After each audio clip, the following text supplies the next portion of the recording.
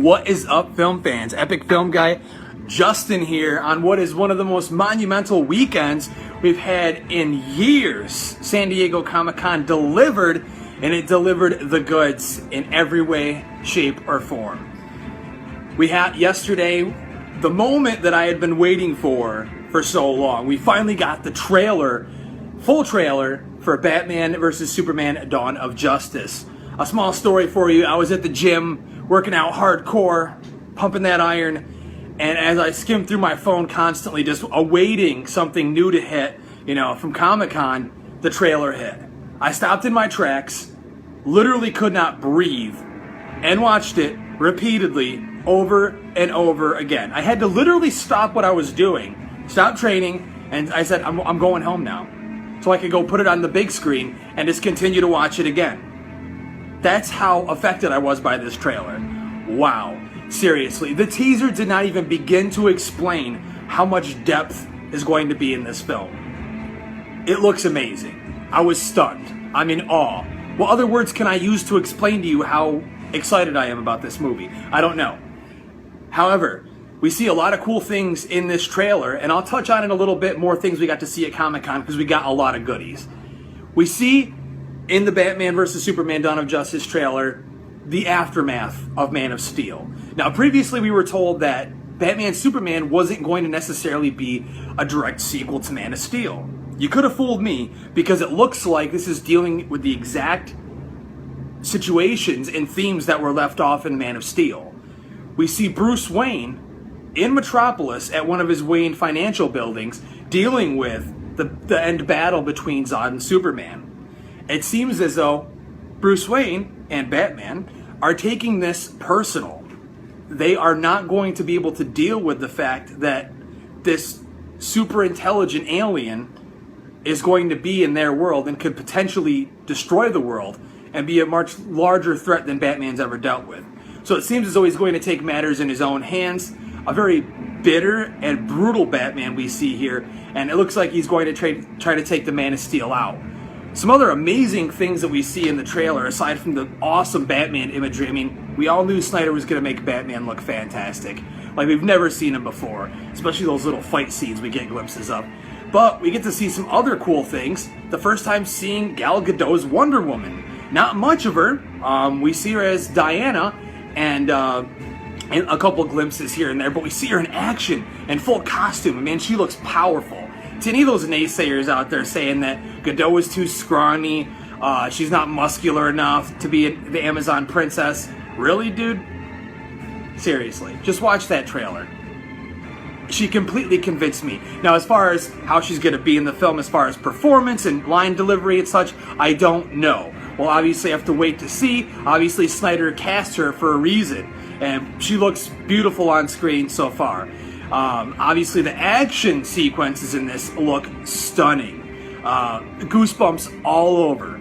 It just looks completely mind-blowing. I can't even explain, like, Age of Ultron, eat your heart out. This is the kind of action that I expect in a big-budget movie like this, and I'm loving the tone, man. I know so many people out there are bitching and complaining, it's too dark, it's so dark. Dude, leave the light kiddie fair for Marvel. Not bashing it, I love a lot of it. But this is completely different, and this sets DC's tone perfectly. It just fits everything about it. Some other things we see, aside from how the world's dealing with Superman and what they think of him, that he's going to be on trial for his actions in Man of Steel, we see Jesse Eisenberg's Lex Luthor, and man, does he seem menacing as hell. Creepy, dude. I knew he was right for the role. I was super excited when he was cast, but even more so on the Eisenberg train now. I'm all about it. I'm really excited to see, the back and forth between him and Superman. It really gave a good glimpse into what we're going to have, as well as a little glimpse of him looking at a green rock we all like to call kryptonite, which leads me to believe from the trailer, considering we saw a shot of Zod, we might be seeing some Kryptonian armor on good old Lex with a little bit of kryptonite, maybe a little battle. Spoilers aside, I don't know, but that's, my speculation from what we've seen in the trailer. Aside from that, pretty much everything I would expect from Snyder's sequel to Man of Steel, and it looks mind-blowing. Can't say enough. I just continued to watch it over and over again before I got to this video. Some other cool tidbits from Comic-Con, because, you know, I'll talk about that for hours if I can. We got to watch the Star Wars panel, and all the old cast was there and the new cast, and that was a fantastic watch.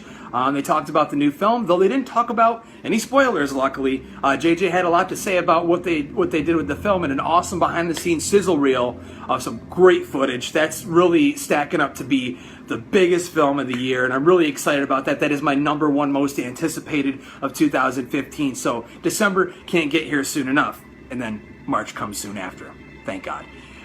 We also saw some Suicide Squad footage, a leaked trailer of David Ayer's Suicide Squad film, and our first glimpse of Jared Leto's Joker and his sadistic, sinister Joker voice. I'm all about it. You know from my previous video in support of Leto's Joker and the look and the departure from the original style of the Joker, everything about his characterization and how he acts, and from the little bits we've seen and heard, very comic accurate. Tattoos aside, people, it looks like we're finally going to get that comic accurate Joker that all you comic book nerds have been waiting for. Also got to see a little glimpse of the rest of the characters. Will Smith's Deadshot, and of course Margot Robbie's Harley Quinn, who looks and sounds stunning. Can't be more excited about that. Very, very dark, and I know a lot of people are complaining about that, but for a movie about supervillains and really evil, brutal, sadistic, violent supervillains, would you want anything less dark? A couple other bits and pieces from Comic-Con.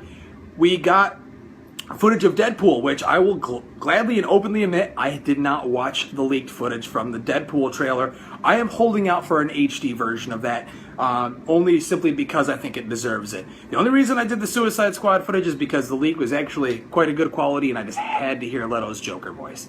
Absolutely had to hear it. We got to see a small glimpse of some leaked footage of Oscar Isaac as Apocalypse and the upcoming Bryan Singer sequel to Days of Future Past, X-Men Apocalypse. From what we saw, very blurry, small tidbit. Looks pretty good. Really excited to see more from that. But Comic-Con was huge, man. I mean, I really was let down that I couldn't make it this year. Every year I say I'm going to go, and every year I don't go. Maybe next year you'll see Epic Film Guy shirts, a couple of us losers walking around and, trying to hang out with Chris Stuckman. You never know. But Epic Film Guy Justin, I would like to know what you were most excited about Comic-Con, what gave you the most goosebumps, and what you thought, especially of the Batman vs. Superman Dawn of Justice trailer. Again, it's my #1 most anticipated for the next couple of years, right next to Star Wars. But it's big, it's happening, it's explosive, people. I want to know what you think, and until next time, I'm out.